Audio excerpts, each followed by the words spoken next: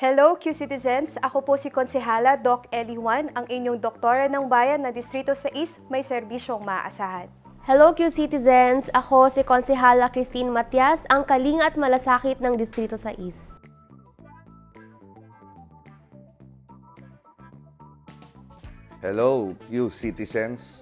Ako si Konsehal Banjo Pilar, ang kidlat ng serbisyo ng Distrito 6. Hello, Q-Citizens! Ako si Konsehal Vito Soto Generoso, ang lalaban para sa kinabukasan ng Distrito 6. Hello, Q-Citizens! Ako si Konsehal Vic Bernardo, ang victory ng bayan ng Distrito 6.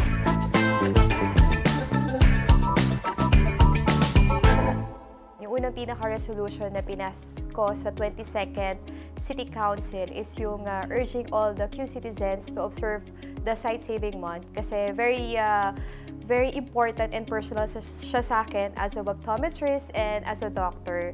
So, ito rin yung ginagamit natin na one of the priority na projects natin na inikot sa District 6 and yun yung libreng Oplan Silip Mata para sa ating mga kadistrito. Favorite project ko siguro yung door-to-door delivery ng maintenance medicine and vitamins para sa mga senior citizens ng District 6. My favorite ordinance establishing the Tandang Sora Public Hospital located at Barangay Tandang Sora, District 6, Quezon City. My favorite projects yung continuous na house-to-house feeding and also continuous caravan na nagbibigay ng iba't ibang serbisyo sa taga-distrito 6. And lately itong job fair na ang hangad ay siyempre alam mo naman ang isa sa problema talaga ngayon yung kawalan ng trabaho, kaya yon yung mag-conduct ng job fair in every barangay. My first ordinance is yung at least magkaroon ng isang super health center in every district na kung saan yung super health center na yan ay pag kailangan mo magpa-ultrasounds o x-ray and yung iba pang karaniwang kailangan ng mga tao ay libre, walang bayad. My favorite programs would be the free medical mission and dental clinics in the different barangays and the SIGA program and the scholarships, but siguro hindi obvious naman din na favorite program ko din talaga yung libreng football clinics wherein kalaro ko yung mga bata and ako yung nagtuturo sa mga bata ng football because of being a professional football player at the same time as being a counselor. My favorite resolution or ordinances would be those related to helping out when it comes to climate change, being the committee head on climate change in Quezon City, wherein Quezon City is the only city in the whole country that has a climate change department. And on top of that, the resolution to pass a mental health center here in Quezon City with the help of other councilors like Councilor Banjo Pilar and Councilor Vic Bernardo. We're urging the city we first pass a resolution to urge the city to have a mental health center, and from there it could become an ordinance. My favorite project would be my medical mission also for the constituents of our districts, and also yung amin pong libreng breast cancer screening and cervical cancer screening in partnership with Philippine Cancer Society.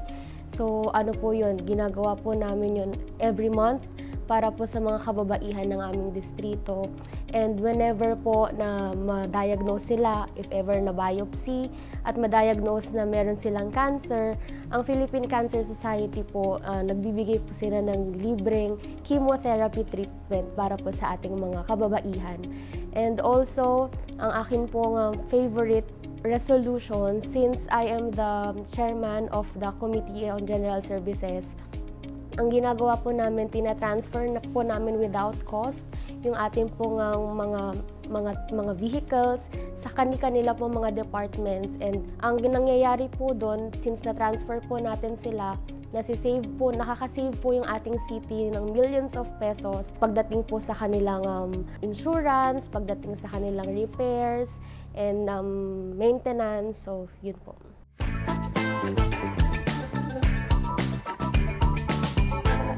Favorite tambayan, pasyalan, o kainan? Sa amin, walang masyado sa District 6, pero ako, as part of Pulyat, I am the barangay captain before doon eh. So, masarap kainan dyan yung brewing point. Yeah, makikita mo dyan na mayamang mahirap kumakain talaga dyan. At reasonable ang price, at quantity wise, and also masarap. Masarap nila doon yung bangus. Yung Tandang Sora Shrine sa district namin kasi District 6 sa totoo lang land of the heroes yun eh. Tandang Sora, Apulsang, Pasong Damo. So feel ko pwede din ma-appreciate yung mga ibang cultural places na katulad niyan which shows a lot of Philippine history. Diwata. Diwata Pares, overload sa Barangay Kulyat. Dito affordable at sobra-sobrang pares. Overload. Putok-batok ang resulta.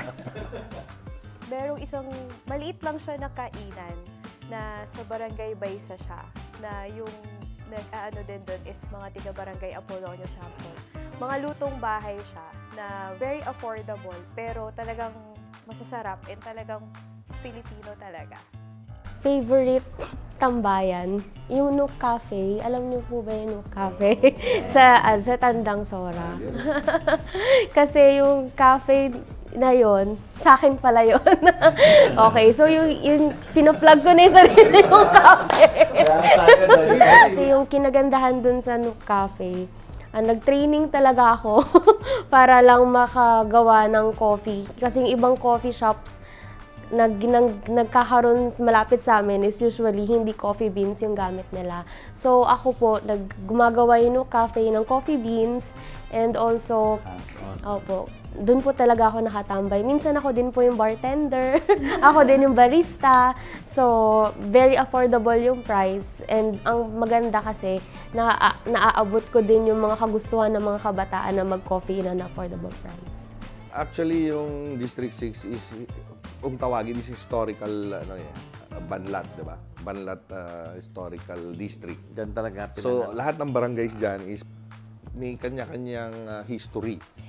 Ang 11 barangays na yung District 6. No? So, siguro sa akin, no, ito bago. Nabanggit kanina ni Consi Bito yung Tandang Sora Shrine. No? Pero ito bago. Yung madrasa building or madrasa school. No? Actually, matatagpuan to sa Kulyat, Barangay Kulyat, na kung saan ay isang legacy project ni Kong Marivic tsaka ni Mayor Joy. Dedicated ito sa ating mga Muslim children na nag-aaral ng Arabic ng language, no? So madrasa building or madrasa school, no? Nakauna-unaan itong pinagawa na building sa District 6.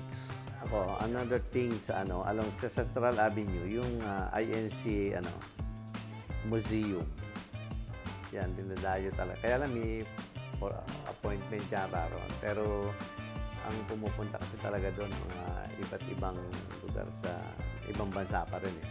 Yan, international. Pumupunta dyan. At ang makikita mo doon talaga yung paano sila nagsimula. Yung pagkakaisa nila, yung belief nila sa Panginoon ay lalong tumitibay. Siguro fun fact lang kasi baka po yung iba hindi alam. Yung New Era po doon sa Barangay New Era, yung pinaka-templo central po kasi nila yun eh. Nasa INC Temple. Opo, INC Temple. Nasa Barangay New Era po, which is nasa District 6 po siya. So, kung ang mga Catholic merong Vatican, yung INC po, yun yung sa kanila. Yeah. So, very historic din po yun. And also yung hindi ko sure, pero yung po ba, yung Bonifacio Shrine sa Unang Sigaw. Opo. So, nasa District 6 din po siya, Barangay Unang Sigaw. Siguro isa-share ko lang din po in terms of naman siya, sa urban farming naman. So, meron sa amin, sa Barangay Talibapa, very small eco park lang siya. Pero ngayon, nagsisilbi siya na parang learning hub ng mga different barangays din. Not only in District 6, pero ibang barangays din outside District 6. So, doon, nagiging learning hub din siya. Binivisit siya ng mga different barangays na natututo siya. Hindi lang siya urban farming, learning hub, and at the same time, natututo sila ng circular economy na kung saan doon sa mga hina-harvest or paano yung mga market ways, kung paano yung proper composting na nakakatulong na hindi lamang magkaroon ka ng knowledge, pero nakakatulong ka rin in terms of climate change, in terms of how yung mga gagawin mo for your recyclable materials and some of the market ways. So, yun. Dito mo kasi may ano to maraming Muslim sa Metro Manila, parang, pero kakaiba yun sa Kulyat sa compound, Muslim compound. Dito makikita yung lahat ng kultura kasi ang Mindanao, merong merong 8 tribo. So yung 8 tribo na yon nandun sa isang compound. Yun yung kaibahan niya.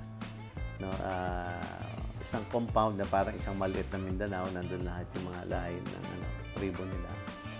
Mayaman sila sa kultura.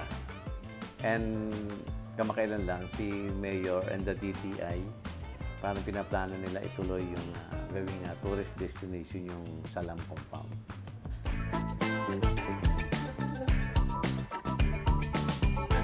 Ang pangarap ko for District 6 is very general. So, gusto ko maging progressive yung aming pong distrito, na bilang kami po mga konsehal, makapaggawa din po ng mga programs and projects na alam po namin na makakatulong sa lahat po ng aming constituents dito po sa aming distrito, Distrito 6.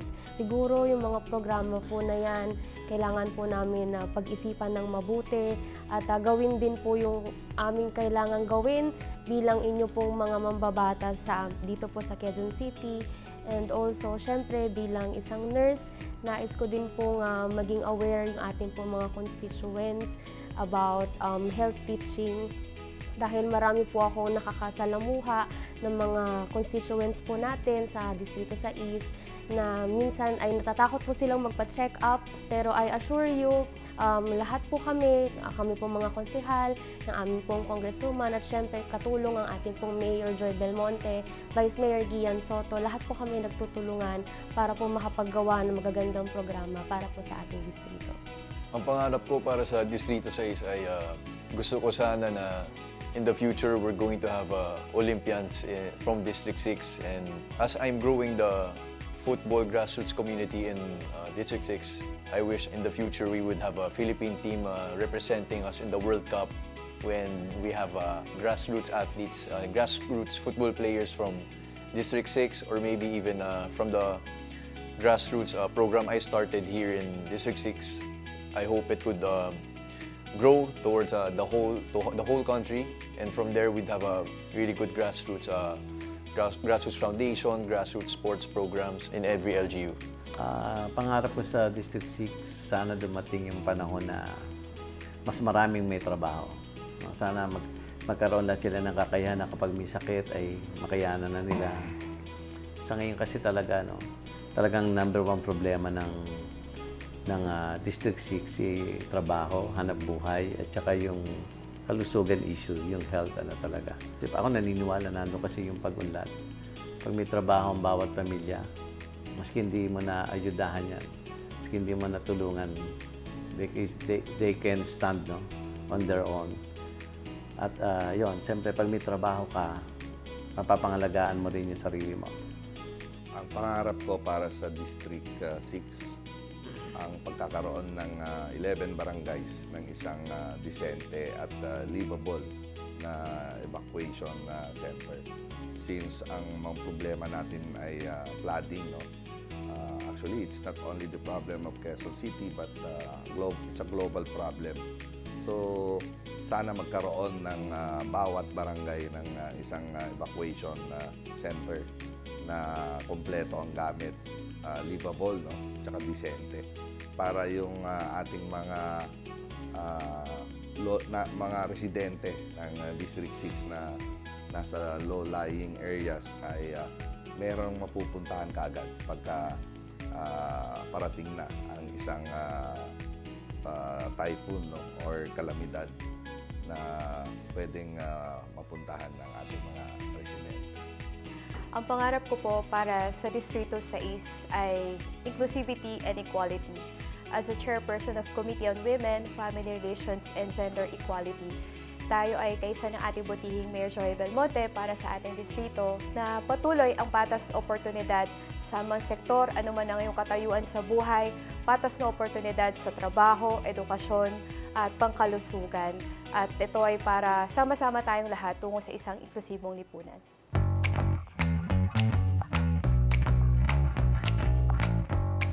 Muli, ako si Konsehala Doc Eli Juan ng Distrito 6. Muli, ako si Konsehala Christine Matias ng Distrito 6. Muli, ako si Konsehal Banjo Pilar ng Distrito 6. Muli, ako si Konsehal Vito Soto Generoso, ang lalaban para sa kinabukasan ng Distrito 6. Muli, ako si Konsehal Vic Bernardo ng Distrito 6. Kami ang inyong 32nd Quezon City Council at welcome to Quezon City Legislation Week 85th. Tayo ang QC Edition!